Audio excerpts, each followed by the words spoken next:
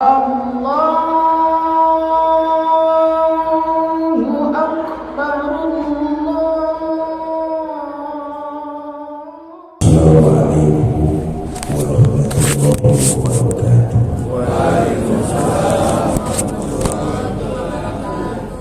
Alhamdulillahi wa kafa, salatu wassalamu ala sayyidina Muhammadin Mustafa wa ala alihi wa sahbihi ahli sidqi wal wafa, amma ba'd. Yang mulia para ulama, para kiai, para asatiz dan asatizah yang saya hormati, para tokoh masyarakat Blok Arafah, Ketua DKM serta pengurus Masjid Baitul Izzah, Bapak Ibu saudara-saudara yang saya cintai. Ada satu ungkapan tergesa-gesa sering datangin penyesalan, sementara hati-hati sering membawa kebahagiaan. Fita anisis salama wa fi ajalatin nadama. Tergesa-gesa itu lebih sering datangin penyesalan. Sikap hati-hati lebih sering mendatangkan keselamatan dan kebahagiaan. Iya Bu? Iya Bu? Apaan? Tapi ada tergesa-gesa yang malah dianjurkan agama. Apa aja? Pertama, nguburin jenazah sesuai kaifiyah.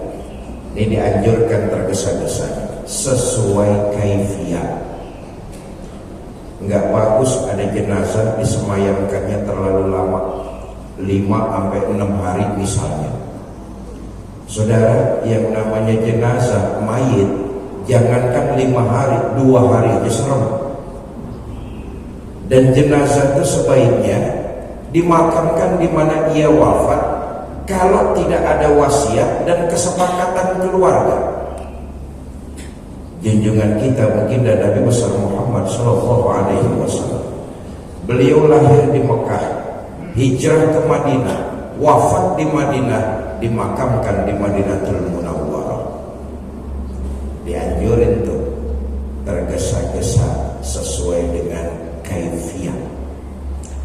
Yang kedua, tergesa-gesa yang dianjurkan menikahkan anak perempuan kalau sudah cukup umur dan udah minta untuk dinikahkan. Itu kewajiban kita orang-orang tua muslim tuh. Punya anak perempuan udah cukup umur, minta dikawinkan, antarkan mereka ke pintu yang disebut pernikahan. Sebab apalagi zaman sekarang, punya anak perempuan udah cukup umur, minta dikawinin, kagak dikawinin, saya khawatir tuh anak bakalan kawin sendiri. Bener apa enggak?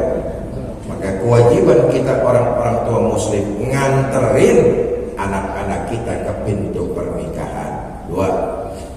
Yang ketiga, dianjurkan tergesa-gesa tuh bayar utang.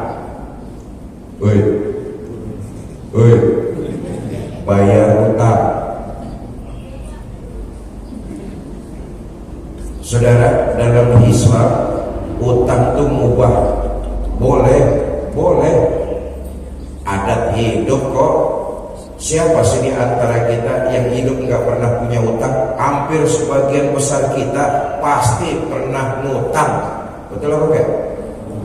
Kelihatan nih muka-muka ngutang.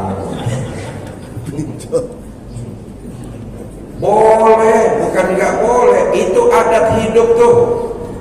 Pinjam sono, bayar sini, gali sebelah sini, nutupin sebelah sana. Itu adat hidup, Bang. Boleh.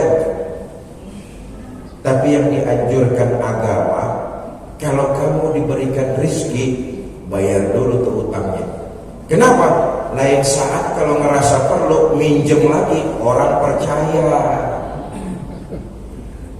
Ini kadang-kadang kita pinter minjem, kagak pinter balikin. Asal ditagih aja, kayak petasan paru, tar, Ada orang blok Arafah kayak begitu ada. Yang mana orangnya? Boleh kok, namanya mubah adat hidup, boleh itu. Tapi yang dianjurkan agama tergesa-gesa, kalau kamu diberikan rezeki, bayar dulu utangnya. Kenapa? Buat kepentingan kamu juga. Lain saat kalau merasa perlu, pinjam lagi tuh orang percaya. Dulu di zaman Nabi ada orang dari selesai sholat subuh nih sampai tengah hari kagak keluar-keluar, ngendon aja di dalam masjid. Ngendon, tahu orang sini ngendon? Diem aja di dalam masjid. Dari kayak kita nih selesai sholat subuh sampai hampir siang diam di masjid, nggak kemana-mana. Samperin sama Nabi, Mas, sampai dari tadi habis sholat subuh sampai siang kayak gini hari kok nggak keluar-keluar aja? Betah bener di masjid. Lagi wirid? Enggak ya Rasul. I'tikaf? Bukan. Doa? Enggak juga. Loh, terus ngapain lama banget di masjid? Ya Rasul, terlalu banyak orang datang ke rumah saya menagih utang. Diem aja di rumah, pintu diketokin melulu. Mau keluar juga takut, kemana-mana ketemu sama tuh orang. Akhirnya saya lihat tempat yang gak bakalan dicari orang ya cuma di masjid. Makanya saya ngetem di sini nih. Nah, mulai ntar kalau yang ada yang lama-lama di dalam masjid, lalu yang ngomong ya. Kata Nabi, gini dah, mau nggak saya ajarkan satu doa? Kalau kamu amalkan doa ini, Allah hilangkan perasaan di hati kamu dari lilit utang. Kalau kamu amalkan doa ini, Allah hilangkan perasaan di hati kamu dari lilit utang. Bapak Ibu jamaah Masjid Izzah, Baitul Izzah, nih jangan salah arti. Yang dihilangkan perasaan di hatinya. Utangnya kudu bayar. Enak kalau ada doa dibaca utang lunas. Orang tersebut menjawab, mau ya Rasul, ajarkan saya. Doa ini diajarkan oleh baginda Nabi kepada orang tersebut, tapi hakikatnya buat kita semua umat Islam.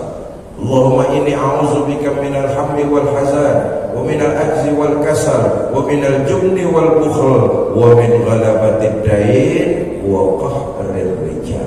3 tahun.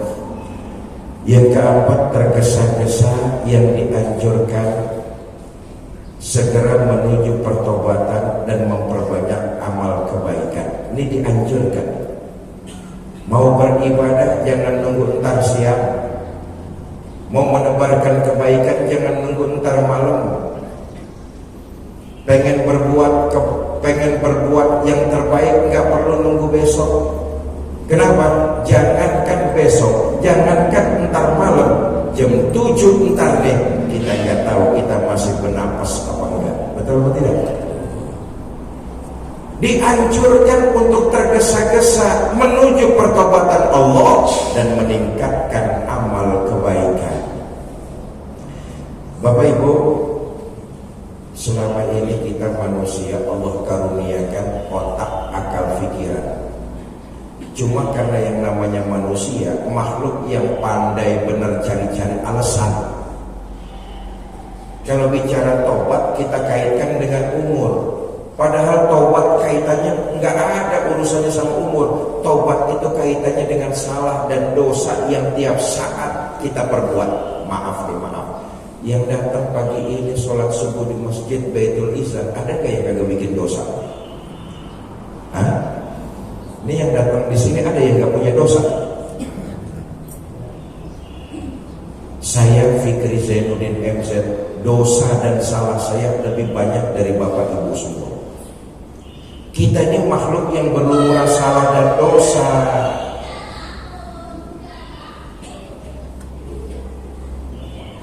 Karena itu yang dianjurkan agama tergesa-gesa menuju pertobatan Allah.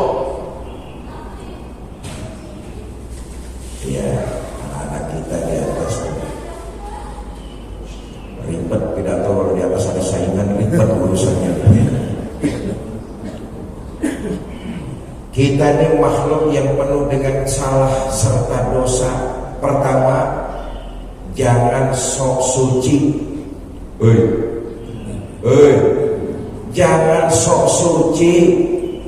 Ngatain orang penuh dengan kejahatan, ngatain orang kagak bener, ngatain orang seenaknya aja. Padahal kalau mau jujur, saudara, orang bukan nggak tahu kesalahan kita, orang tahu kesalahan kita, tapi aib kita ditutup oleh Allah. Jangan merasa suci sendiri, jangan merasa benar sendiri, lalu ngatain orang seenaknya saja, ngerasa diri paling benar. Kita manusia, makhluk yang berlumuran salah serta dosa. Maka yang keempat segera dianjurkan menuju pertobatan Allah. Karena kita nih manusia dikasih akal, senangnya cari-cari alasan. Entar dah taubatnya, entar dah mau ke masjid kalau udah rada bongkokan dikit, cari-cari alasan. Padahal sekali lagi, taubat kaitannya dengan salah dan dosa yang tiap saat kita perbuat. Islam agama yang memberikan harapan pasti, bukan harapan semu. Saya ulangi sekali lagi, Islam itu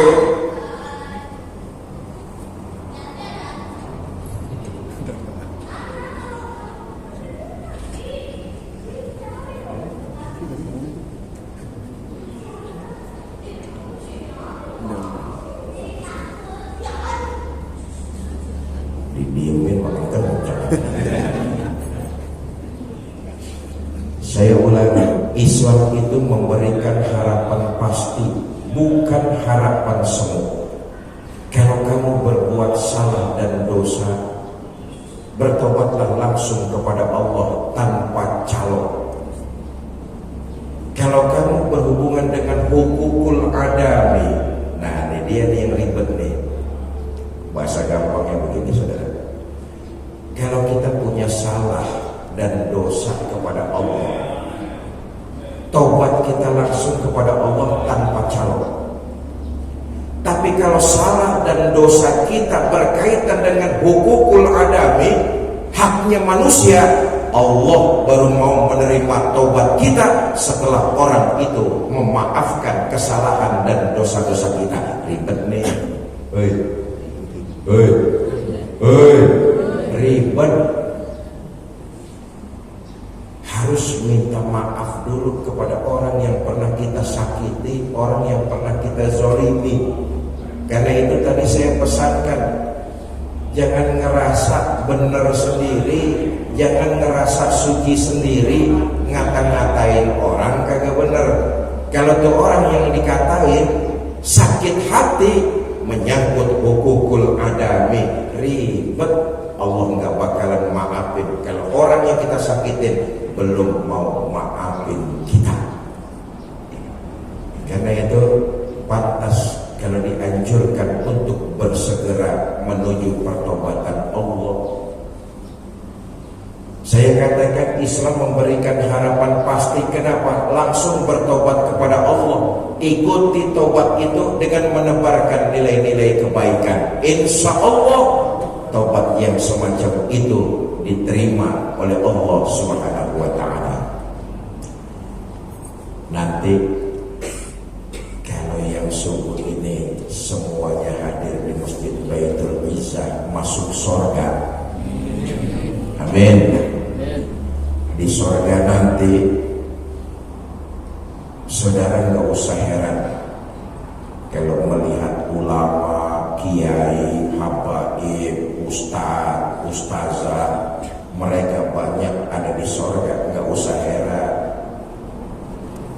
Ulama, orang yang berilmu dan mengamalkan ilmunya, pantas tempatnya ada di surga. Ngajarin kita biar pada ngerti, ngajarin kita biar pada tahu. Kalau udah tahu, jangan sok tahu. Ini penting nih. Kalau udah tahu, jangan sok tahu. Apalagi belum tahu, sok tahu.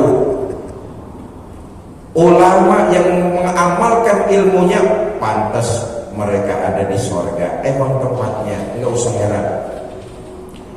Kalau nanti saudara melihat banyak pemimpin ada di sorga, nggak usah heran juga. Pemimpin-pemimpin yang adil emang pantas tempatnya ada di sorga. Pemimpin yang adil itu yang mengayomi rakyat, membela yang lemah, menegakkan nilai-nilai keadilan, menggunakan jabatan dan kekuasaannya untuk membantu masyarakat. Pemimpin adil macam itu pantas tempatnya ada di sorga. Di sorga saudara lihat banyak orang kaya, nggak usah heran juga. Orang kaya macam itu dia sadar hartanya cuma amanat, titipan dari Allah. Dia gunakan hartanya membantu fakir miskin, menyumbang pembangunan masjid, membantu pondok pesantren, menyantuni yatim piatu, orang-orang tua jompo, janda-janda tua. Janda muda gak usah disantunin, banyak yang ngurusin itu mah. Orang kaya macam itu pantas tempatnya di sorga. Gak usah heran, saudara bakalan heran ngelihat pelacur masuk sorga. Pelacur, pelacur masuk sorga. Saudara deketin, saudara tanya, Mbak, iya mas, kok ada di sorga mbak? Oh, emang bagaimana ceritanya mbak bisa sampai sorga? Cerita nih perempuan, mas, dulu waktu hidup di Tangerang saya ini siapa? Mas kan tahu, mas juga pernah jadi langganan saya. Umpama. Tapi mas, jujur aja saya ngerjain pekerjaan tersebut kepaksa. Sejak kecil saya sudah jadi yatim piatu. Ada tetangga saya muslim sedikit kaya, pelitnya luar biasa. Demi mengganjal perut, demi sesuap nasi, terpaksa mas saya ngerantau nyari kerja. Ngerantau kemana mbak? Karawaci. Ngapain di Karawaci? Ada temen nawarin kerjaan, kerjaannya si enteng, uangnya lumayan. Emang kerja apa mbak? Dagang apem. Pagi-pagi saya lagi main ke Blok Arafah, nggak sengaja lewat Masjid Baitul Izzah, lagi ada kajian subuh. Saya dengerin ustadznya nyampein hadis, at-taib minaz zambi kaman la zambala, orang yang bertobat dari dosa, orang yang bertobat dari dosa maka sama dia dengan orang-orang yang tidak berdosa. Ada hadis qudsi, Allah berfirman, "Lau amiltumul khotoya hatta mala'atis sama thumma nadimtum fataballahu alaikum." Andai kata kamu berbuat salah, penuh langit dengan salah serta dosa-dosamu, kamu menyesal dan bertobat, Allah pasti litauqid akan menerima kesalahan, tobat dari kesalahan dan dosa-dosamu. Mas, dengar hadis qudsi kayak begini, berlinang air mata, terbayang semua dosa. Mulai pagi itu saya niat tobat kepada Allah. Saya pulang ke rumah kontrakan, ngepak koper mau pulang kampung, tobat. Lagi enak-enaknya ngepak koper, ada langganan datang. Mbak, beli apem. Maaf mas, saya udah berhenti dagang gituan. Saya pulang kampung dan bertobat. Alhamdulillah tobat saya diterima Allah. Saya ikuti dengan perbuatan-perbuatan baik. Saya tebarkan kebajikan. Tobat saya diterima Allah. Akhirnya saya sampai juga di surga. Bapak Ibu, subuh ini di bawah rintik hujan, datang ke masjid melaksanakan kewajiban. Lalu setelah itu duduk mengikuti pengajian semacam ini dinilai sebuah kebajikan ibadah, dan mudah-mudahan pahalanya berlipat ganda di sisi Allah Azza wa Jalla. Bukan cuma itu saja saudara. Setelah pengajian ini nanti kembali kita ke rumah masing-masing. Sepanjang perjalanan kita ke rumah, para malaikat memohonkan maghfirah agar sepanjang perjalanan kita Allah gugurkan salah dan dosa-dosa kita. Segeralah menuju pertobatan, karena ini keutamaannya luar biasa. Sementara nggak ada jaminan nanti malam kita bernafas atau tidak, nanti siang masih bernafas atau tidak, bahkan nanti jam 7 pagi masih ada nafas dalam diri kita apa tidak. Ditekankan, dianjurkan segera menuju pertobatan. Keutamaannya luar biasa. Saudara, diriwayatkan keutamaannya sungguh membuat manusia menjadi mulia di sisi Allah Azza wa Jalla. Dulu ada manusia durjana, kerjaannya tiap hari seneng ngoleksi dosa, judi doyan, mabok nggak ketinggalan, zina di mana aja ada langganan, dosa segala macam jenisnya ini orang udah pernah ngerjakan. Hidup di tengah masyarakat jadi bromocora, preman, bajingan, tengik. Jadi preman gak tanggung-tanggung saudara. Ini orang udah ngebunuh 99 manusia. Oh luar biasa. Preman bukan preman kaleng-kaleng. Preman kaleng-kaleng kan beraninya cuma di gang doang, di luar aja kayak ayam sayur. Tapi ini orang nggak tanggung-tanggung, sudah menghabisi 99 nyawa manusia. Satu hari dapat taufik dan inayah. Nah ini dia nih pentingnya nih. Bapak Ibu mohon maaf tanpa maksud menggurui. Kalau di luar sana masih banyak saudara-saudara kita yang larut dalam salah dan dosa. Kewajiban kita untuk mengingatkan. Paling tidak janganlah kita mencibir mereka, merasa diri kita paling benar. Nah ini dia nih penyakit.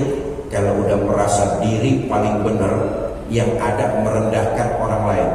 Jangan sampai itu tersemayam dalam diri kita. Kalau pagi ini kita lihat di luar sana masih banyak saudara-saudara kita larut dalam salah dan dosa, kewajiban kita untuk ngajak. Kalau nggak bisa, doakan yang baik-baik, jangan malah dikata-katain ngerasa dirinya paling benar. Sebab kekuatan doa luar biasa. Buktinya riwayat yang saya sampaikan ini. Preman itu dia dapat taufik dan inayah dari mana? Dari doa kaum muslimin dan muslimat. Dia sadar bertobat. Satu hari ini preman menyadari salah dan dosa-dosanya, dia pengen tobat sama Allah. Datang ke ustaz. Kebetulan yang didatengin ustaznya ustaz gaul. Pak ustaz, saya pengen tobat. Kira-kira tobat saya diterima Allah apa enggak? Kata ustaz, dosa apa yang ente perbuat? Cerita nih preman kalau dia udah ngebunuh 99 orang. Mendengar pengakuan jujur seorang preman, ini ustaz marah. Manusia durjana, manusia laknat, nyawa dari Allah, Allah juga yang berhak mencabutnya. Terlalu banyak dosa yang kamu perbuat, tobatmu tidak akan diterima, tempatmu sudah pasti neraka. Orang kalau ngerasa benar sendiri, main vonis gampang aja. Saudara, yang namanya preman dimaki-maki ustaz mempelak. Apa kata preman? Ustaz, mulut lu lemes bener. kapling bapak moyang lo. Udah kadang temperamennya naik, apa yang terjadi saudara? Oleh preman itu ustadz dibunuh lempeng jadi cepet. Nah, kita lihat ya kekuatan doa kaum muslimin dan muslimat. Ini preman niat taubatnya nggak kendor. Satu hari dia datang ke seorang ulama arif dan bijaksana. Pak Kiai, saya pengen taubat, kira-kira taubat saya diterima Allah apa enggak? Kata Kiai, selama kamu tidak menyekutukan Allah dengan sesuatu pun, sebanyak apa salah dan dosa yang kamu pernah kerjakan, kalau kamu bertobat, Allah pasti akan menerima tobatmu. Omongan Kiai menyenangin hati. Omongan Kiai nyenengin hati, bukan bikin ruwet hati. Lama-lama nih Kiai cuma penasaran juga, dia tanya, Mas, dosa apa memang yang kamu sudah lakukan? Begini Kiai, mula-mula saya membunuh 99 orang. Terus saya datang ke Ustadz dimaki-maki. Lalu ya udah, tuh Ustadz saya lempengin aja jadi cepet. Kata Kiai, ya udahlah, yang lewat sudah berlalu, gak bakalan bisa diulang lagi. Begini aja, tobatmu akan diterima oleh Allah, tapi satu syaratnya. Apa Kiai? Pindah kampung, tinggalin kampungmu, cari kampung di mana di dalamnya penuh dengan orang-orang ahli ibadah. Sebab kalau kamu taubat kampung masih di situ, kamu kena penyakit tomat. Malam kamu taubat, siang udah umat. Jadi saya pindah Kiai, pindah dah, cari kampung di mana di dalamnya penuh dengan orang-orang ahli ibadah. Menurut Kiai saya pindah kemana? Blok Arafah. Amin, amin. Saudara, kita lihat lagi, sekeras-kerasnya preman, sekasar-kasarnya Bromo Corah, dibilangin Kiai nurut, sami'na wa ata'na. Sekeras-kerasnya orang, sekasar-kasarnya preman, diomongin Kiai nurut. Baik Kiai, saya mau pindah dan nyari kampung penuh dengan orang-orang ahli ibadah. Cuma saya minta doa Kiai, doain saya biar istiqomah. Tuh preman cium tangan Kiai bolak-balik kayak santri, saking hormatnya sama ulama. Cium tangan bolak-balik, nggak cuma cium tangan, ngamplopin. Ini cium tangan doang. Kiai doain saya Kiai biar istiqomah. Pulang nih preman, ngepak koper pergi cari kampung di dalamnya penuh dengan orang-orang ahli ibadah. Apa yang terjadi? Qadarullah saudara. Takdir bicara lain, ketentuan Allah yang terlaksana. Di perjalanan nih preman mati. Sholat taubat belum, sholat rawatib belum, puasa belum, pergi haji udahan belum. Di perjalanan nyari kampung yang penuh dengan orang-orang ahli ibadah, mati nih preman. Turun dua malaikat, Rahmah dan Sabaniyah. Malaikat Rahmah ingin membawa mayit ini masuk jadi penduduk surga, sementara malaikat Sabaniyah pengen nyeret mayit ini masuk jadi penghuni neraka. Kata malaikat Rahmah, selamat datang orang soleh, kau mati dalam kondisi tobat. Allahu Akbar. Belum ngerjain kebaikan, tapi sudah dapat cap kau mati dalam kondisi tobat. Tempatmu enggak layak jadi penduduk surga. Kata malaikat Sabaniyah, entar dulu, surga mah surga, urusan yang cepet kemarin bagaimana ono?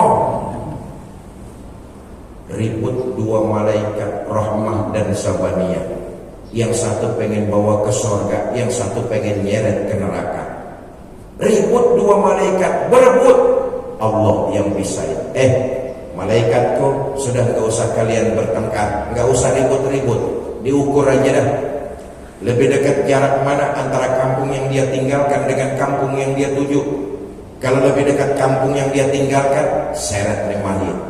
Sabaniyah, masukin mayit ini jadi penghuni neraka. Tapi kalau lebih dekat kampung yang dia tuju, malaikat rahmat, masukkan mayit ini jadi penduduk surga. Sudah, kalian gak usah bertengkar, ukur aja ukur. Saudara, malaikat rahmah dan Sabaniyah sibuk bobo meteran, ngukur. Ada yang semeter minta 10 juta. Itu bukan juga. Yang itu. Apa yang terjadi? Atas berkat rahmat Allah. Ini penting benar nih. Inilah substansinya. Salah dan dosa memang tempatnya kita manusia. Tapi seberapa banyak salah dan dosa yang pernah kita lakukan, hidup ini jangan pernah putus asa dari rahmatnya Allah. Masalah, cobaan, ujian, namanya manusia hidup, datang sini berganti. Semua kita ini orang-orang bermasalah, betul atau tidak? Saudara, jangan pikir orang lain hidup nggak ada masalah. Semua kita ini berkutat, semua kita ini ribet dengan masalah yang kita hadapi masing-masing. Cuma kuncinya adalah seberat apapun masalah yang sedang kita hadapi, jangan pernah putus dari rahmat Allah. Bedanya cuma sejengkal, Bapak Ibu Saudara-saudara. Ini mayit lebih dekat kampung yang dia tuju daripada kampung yang dia tinggalkan. Apa artinya? Keutamaan taubat.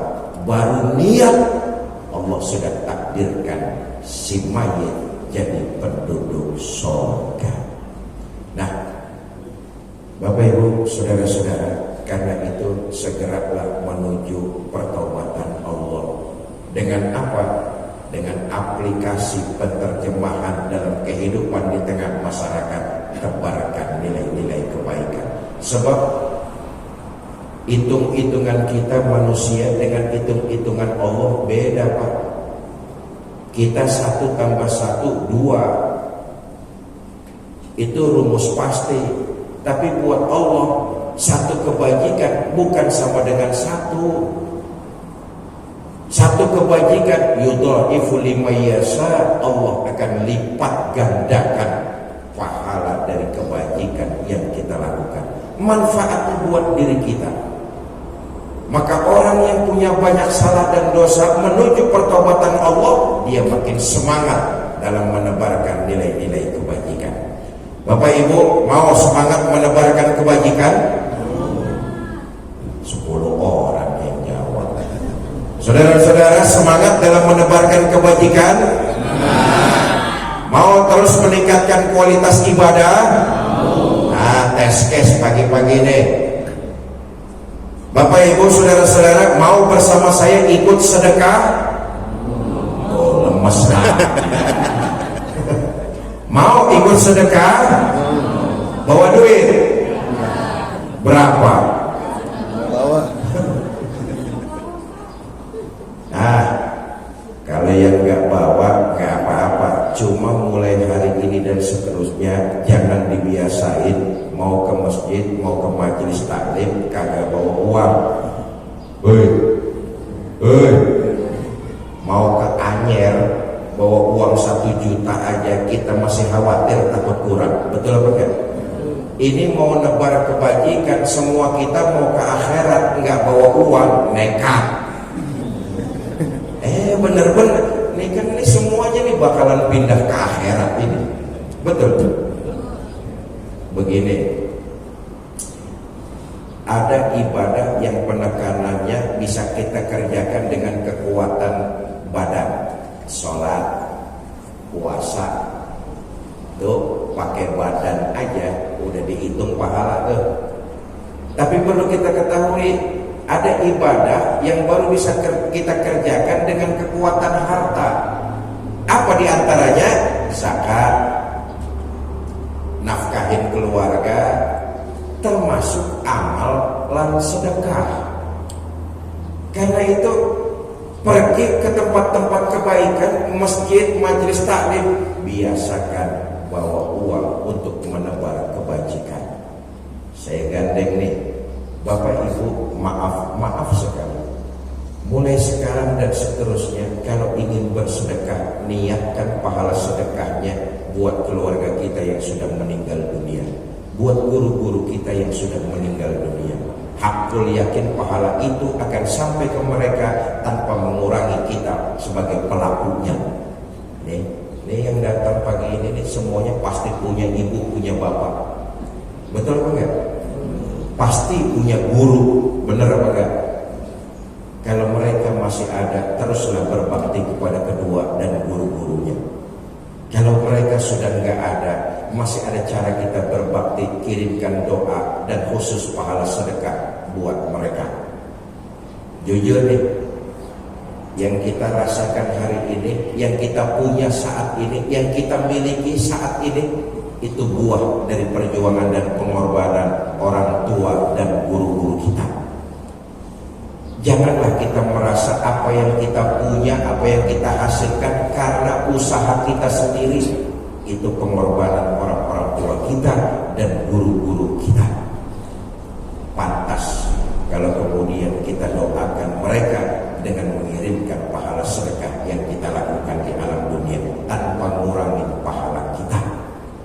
Saya balik lagi bertanya, saudara-saudara mau meningkatkan kebajikan? Mau bersedekah?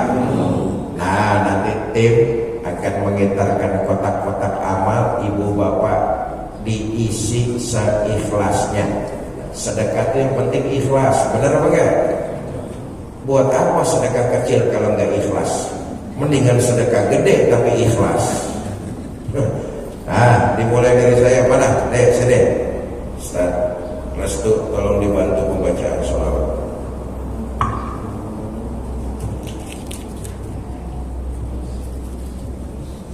Sallallahu ala Muhammad, sallallahu alaihi wasallam, sallallahu ala Muhammad, sallallahu alaihi wasallam. Ya Habibi,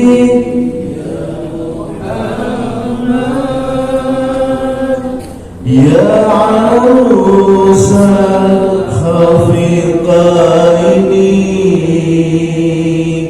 ya Habibi,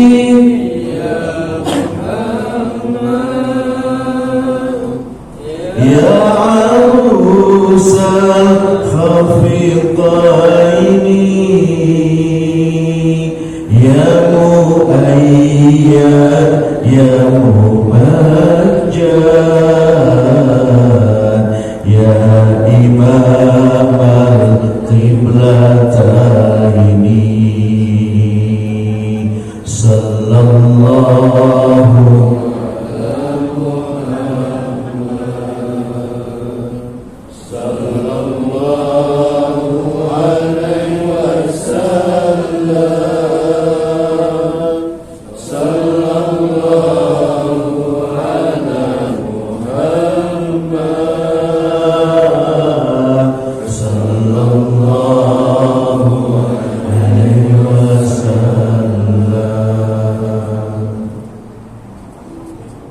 Allahumma sholli wa sallim wa barik alaihi. Bapak Ibu para jamaah, jangan lupa iblis itu makhluk yang jago strategi, jago manipulasi dan ahli strategi.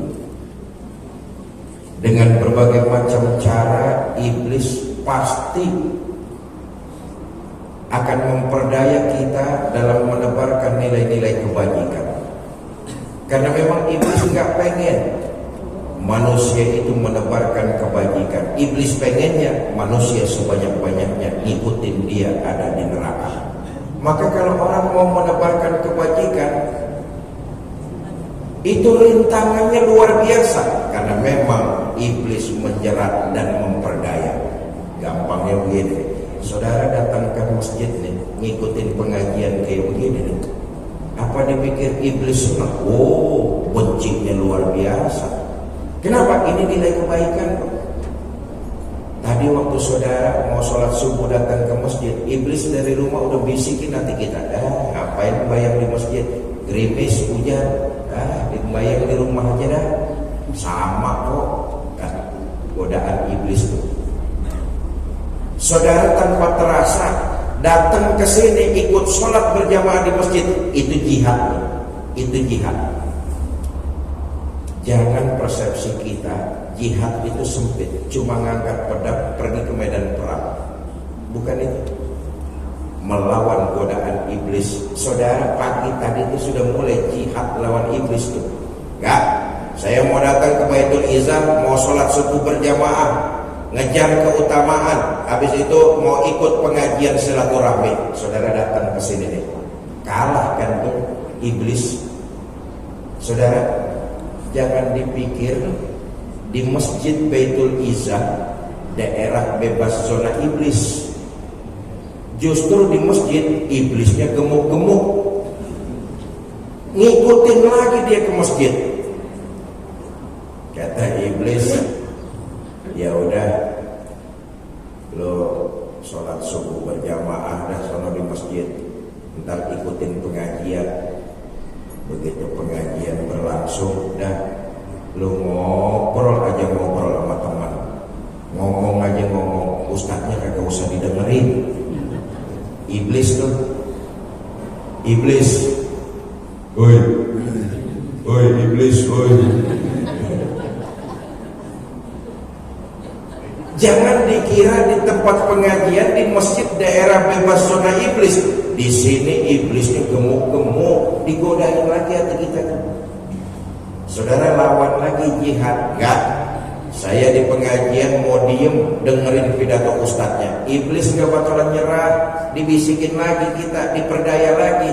Kata iblis, ya udah, lu ntar di pengajian habis selesai sholat subuh nggak usah ngobrol, dah diem aja, duduk cari senderan, cuma pules.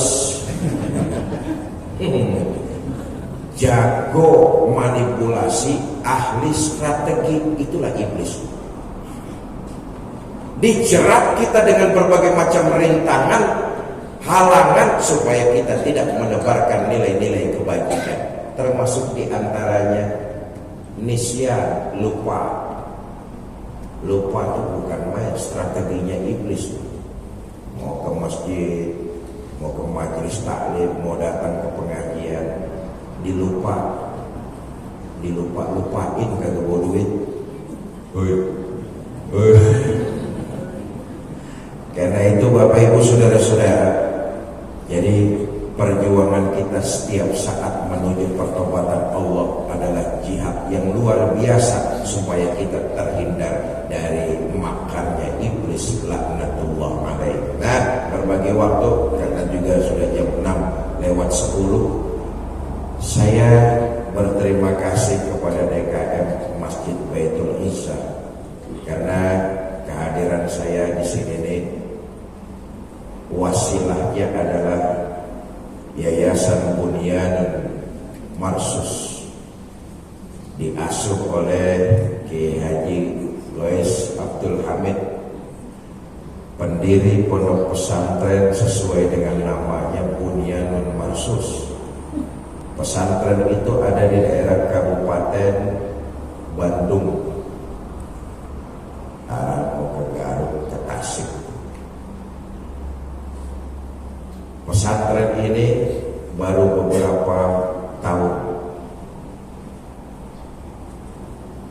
Program awal dari pesantren Bunyanun Marsus adalah tahfidz. Kelasnya takhosus. Takhosus itu para santri yang khusus mempelajari agama. Ada dua macam paketnya, tahfidz Quran dan ilmu alat. Ilmu alat itu nahwu, sorof, lughah, balaghah, sampai kepada ulumul hadis, sampai kepada ilmu faraid.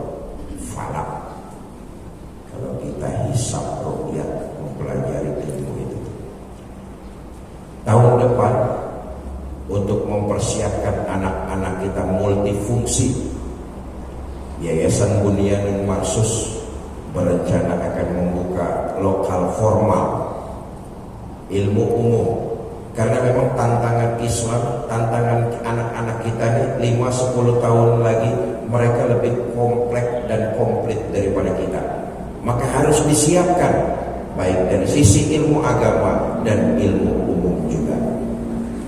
Karena itu ini perlu dukungan, bantuan dan doa dari kita semua. Bagaimanapun bagusnya program pendidikan anak-anak kita, tapi tanpa dukungan, bantuan dan doa dari kita semua, rasa-rasanya program yang bagus tidak akan bisa berjalan.